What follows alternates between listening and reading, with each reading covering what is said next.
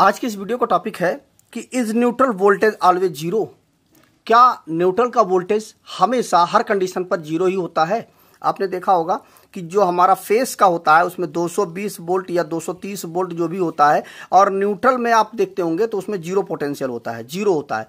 तो यही चीज है, क्वेश्चन है कि क्या यह हमेशा जीरो ही होता है हर परिस्थिति में? यह क्वेश्चन आपसे इंटरव्यू में पूछा जा सकता है। इससे जुड़े हुए कई क्वेश्चनों को भी हम इस वीडियो में सॉल्व करेंगे कि क्या हमेशा यह वोल्टेज जीरो ही रहता है, और यदि हम जो भी हमारा ट्रांसफार्मर है उसकी जो न्यूट्रल होता है उसको हम ग्राउंड करते हैं, तो यदि हम इसको ग्राउंड ना करें तो भी क्या इसका वोल्टेज जो है जीरो होगा? आपने ये भी पढ़ा होगा, न्यूट्रल का वोल्टेज इसीलिए जीरो होता है क्योंकि जो ट्रांसफार्मर का जो न्यूट्रल होता है उसको हम ग्राउंड कर देते हैं, इसीलिए उसका वोल्टेज जीरो होता है। तो यदि हम इसको ग्राउंड ना करें न्यूट्रल को, तो भी क्या इसका वोल्टेज जीरो रहेगा? और आपने देखा होगा कि जो हमारे डिस्ट्रीब्यूशन ट्रांसफार्मर होते हैं उसमें आपने देखा होगा कि सीधे 3 फेस हम सप्लाई अलग अलग फेसों को अब अलग अलग घरों में दे देते हैं, इसका न्यूट्रल हम ग्राउंड नहीं करते हैं, बहुत जगह पे आपने देखा होगा। तो उस कंडीशन पर भी क्या इसका न्यूट्रल जो है उसका वोल्टेज जीरो रहेगा? तो इन कई सारे टॉपिकों पे इस वीडियो में अच्छे से चर्चा कर लेंगे। आइए देख लेते हैं।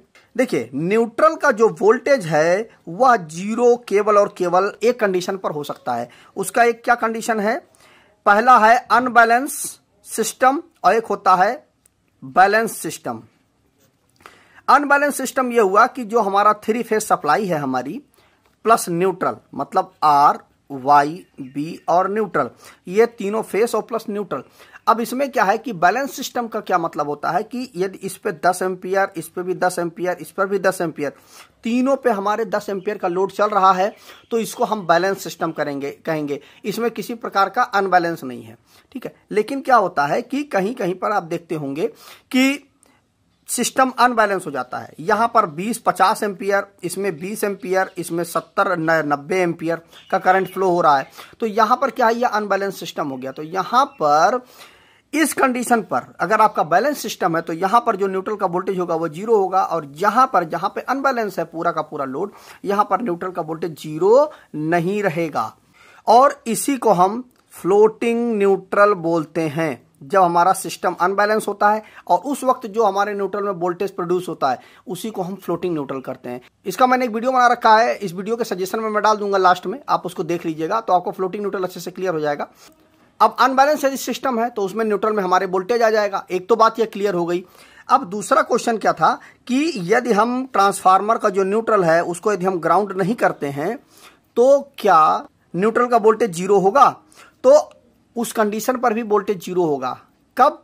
जब हमारा लोड बैलेंस होगा, तो आप ट्रांसफार्मर का न्यूट्रल ग्राउंड करें अथवा ना करें उससे कोई फर्क नहीं पड़ता है, आपका न्यूट्रल का वोल्टेज जीरो ही रहेगा। लेकिन यदि आपने ट्रांसफार्मर का न्यूट्रल ग्राउंड भी नहीं किया है और आपका जो सिस्टम है वो पूरा अनबैलेंस है, तो आपके न्यूट्रल का वोल्टेज जीरो नहीं रहेगा, उसमें वोल्टेज हमेशा रहेगा। तो अगर अनबैलेंस सिस्टम है तो और अगर बैलेंस सिस्टम है तो दोनों कंडीशन पर आपको न्यूट्रल को ग्राउंड करना ही करना पड़ेगा, जिससे कि आपके न्यूट्रल में वोल्टेज प्रोड्यूस नहीं होगा। अब जो तीसरा क्वेश्चन ये था कि जो हमारा डिस्ट्रीब्यूशन ट्रांसफार्मर होते हैं जिससे हमारे घरों में सप्लाई आती है, वहां पर जो न्यूट्रल होता है उसको हम ग्राउंड नहीं करते हैं, उसका क्या कारण है? तो ऐसा नहीं है, कोई भी ट्रांसफार्मर हो, अगर वह डिस्ट्रीब्यूशन ट्रांसफार्मर है और वह स्टार कनेक्टेड है तो उसके न्यूट्रल को ग्राउंड करना ही पड़ेगा। क्यों? क्योंकि कारण यह होता है कि जो हमारे 3 फेज ट्रांसफार्मर से निकलते हैं प्लस न्यूट्रल, या अलग अलग घरों को जाते हैं। अब ये अलग अलग घर, अब ऐसा तो है नहीं कि एग्जैक्ट हमको पता है कि किस घर में कितना लोड है। अब इस घर में 2 किलोवाट का भी लोड हो सकता है, इसमें 5 किलोवाट का हो सकता है, इसमें 1 किलोवाट का लोड हो सकता है। तो अलग अलग लोड तीनों फेसों पे अगर आएंगे तो निश्चित बात है इस न्यूट्रल का जो वोल्टेज है वह जीरो नहीं रहेगा। तो हम ट्रांसफार्मर का न्यूट्रल जरूर ग्राउंड करेंगे, अगर नहीं करेंगे तो इसमें न्यूट्रल में वोल्टेज आता रहेगा। तो कोई भी ट्रांसफार्मर हो, यदि वो डिस्ट्रीब्यूशन ट्रांसफार्मर नॉर्मली जो हमारा स्टार कनेक्टेड होता है उसमें हमें न्यूट्रल को ग्राउंड करना ही करना पड़ता है। ऐसा नहीं है, आपने जो देखा होगा कि न्यूट्रल ग्राउंड नहीं होता है, तो न्यूट्रल वह ग्राउंड होता ही होगा, कहीं ना कहीं तो वह न्यूट्रल जरूर ग्राउंड किया जाता होगा। अगर उसको ग्राउंड नहीं किया जाएगा तो उससे क्या होगा कि ये फ्लोटिंग न्यूट्रल वाली समस्या आ जाएगी और हमारा जो सिस्टम है पूरा फेल हो जाएगा। तो इस वीडियो में हमने 3-4 टॉपिकों को अच्छे से क्लियर कर लिया है, और इंटरव्यू में क्या जवाब देना वो भी आप समझ गए हैं कि न्यूट्रल का वोल्टेज क्या हमेशा जीरो रहता है? तो ऐसा नहीं है, वह बैलेंस और अनबैलेंस सिस्टम पर ही निर्भर करता है। बैलेंस सिस्टम होगा तो वहां पर फ्लोटिंग न्यूट्रल की समस्या नहीं आएगी, और अगर अनबैलेंस सिस्टम होगा तो वहां पर फ्लोटिंग न्यूट्रल की समस्या आएगी और हमारे न्यूट्रल में जो है वोल्टेज आता रहेगा। दूसरा क्या था कि यदि ट्रांसफार्मर का जो न्यूट्रल है उसको हम ग्राउंड ना करें तो भी क्या न्यूट्रल का वोल्टेज जीरो रहेगा।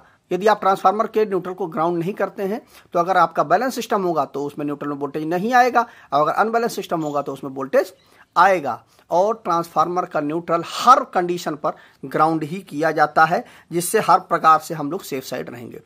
तो मुझे उम्मीद है कि आपको यह कॉन्सेप्ट अच्छे से क्लियर हो गया होगा कि आपको इंटरव्यू में क्या जवाब देना है। तो आज की इस वीडियो में बस इतना ही। नमस्कार दोस्तों।